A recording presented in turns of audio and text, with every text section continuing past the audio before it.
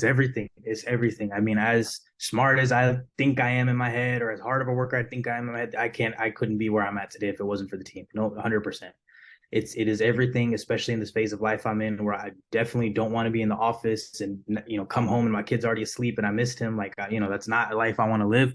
So then leadership is 100% everything, and empowering others is everything. And then the biggest things I've learned, you want to hire the right type of people. One thing I learned, the people we hire in our business don't come into this, they don't know anything about real estate when we hire them. That's not what we look for when we hire. Not that, do you know the business? Do you know real estate? Do you know self-storage? Do you know, financial analysis? We look for things that I can teach all of that stuff.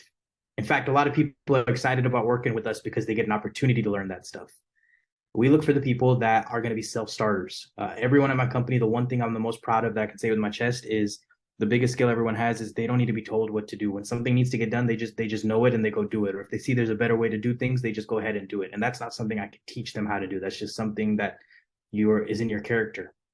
That's the type of people we hire. Once we bring them in, my goal personally, what I've learned about being a good leader, make them confident. You want to be their cheerleader, you want to be their advocate, you want to make them think that they can knock everything down in the world. And that's really what I spend a lot of my time doing, putting confidence behind them, making everyone feel appreciated, and then just getting out of their way, not micromanaging. A lot of times, and I know a lot of people go through the struggle when you bring somebody new in and you ask them to do something for the first time. They're going to go and you're going to watch them and they're going to be doing it in all the ways that you wouldn't want to done and making mistakes. And there's this tendency you want to be like, all right, move out of the way, move out of the way. I got it, I'll fix it. And you have to train yourself like, no, it'll help me in the short term, but long run, sit down, teach them. Don't even just ask them questions, probe them, get them to get it done. So a lot of things I've had to reorient myself around, but because of those things, our business is where it is today, and it's going to be probably 2 to 3x the size in about a year, all because of the focus on leadership and culture that we have here. I love it. I love it. So I want to ask you, kind of just doubling back to your beginnings, from W-2 employee to full-time real estate investor over the past few short years.